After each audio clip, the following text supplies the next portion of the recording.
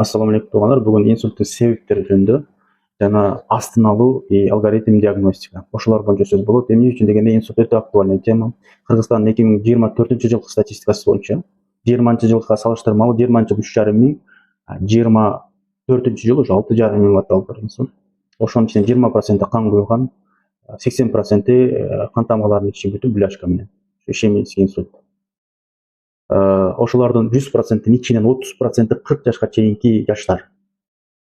Сахарный диабет, давление менен ооруган, мээсине кан куйганда, кан тамырлары жарылып.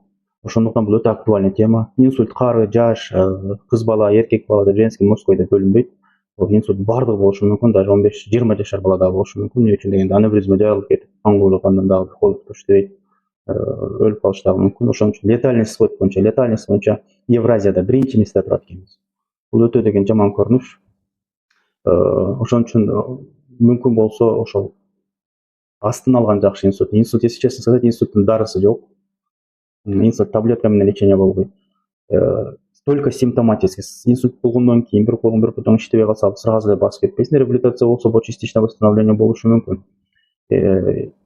Давление, мисалы, давление көтөргөнгө дары берет. Сахарын көтөргөнгө, холестерин көтөргөнгө, ошол дарыларды өмүр бою ичип өтүп кетесиң. Ошон үчүн мүмкүн болсо болтурбогонго аракет кылайлы ошо инсульттун. Эми себептер инсульт сразу айтып бир күндө келбейт, кан тамырлары бир күндө бүтүп калбайт.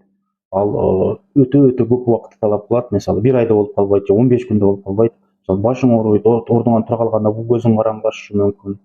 Внезапный постоянный головной боли беспокоит этиши мүмкүн. Мурда болбогон, бирок уже азыр пайда болуп калды. Ошол нерселерди колуктуң чымырап өтүп кетиши мүмкүн.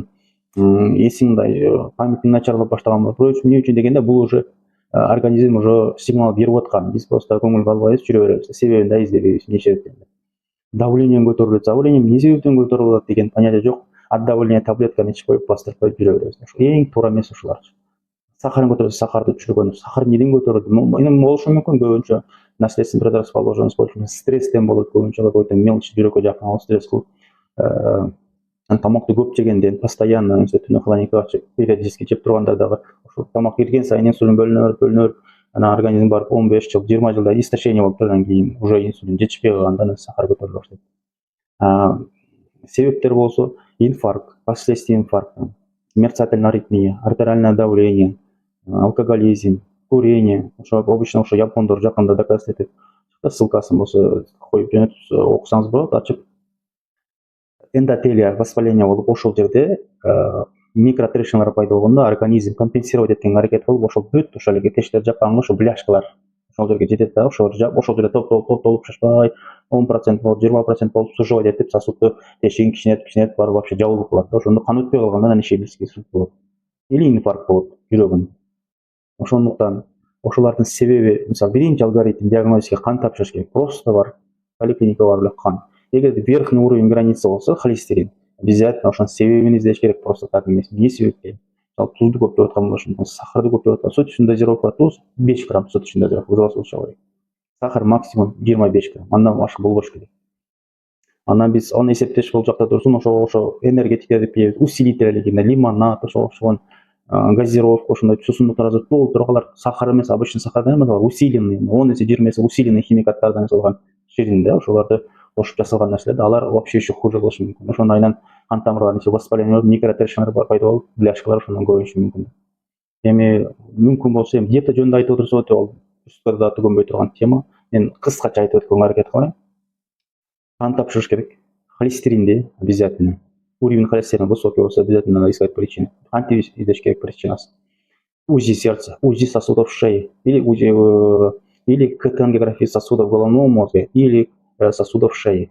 Бляшкалар 5-10%, 20-30% болсо ошону обязательно контроль. Диетаны ачсаңыз ар жерде толтура бардык нерселер бар, варианттары кандай кармаш керек. Бляшка дары менен лечение болбойт.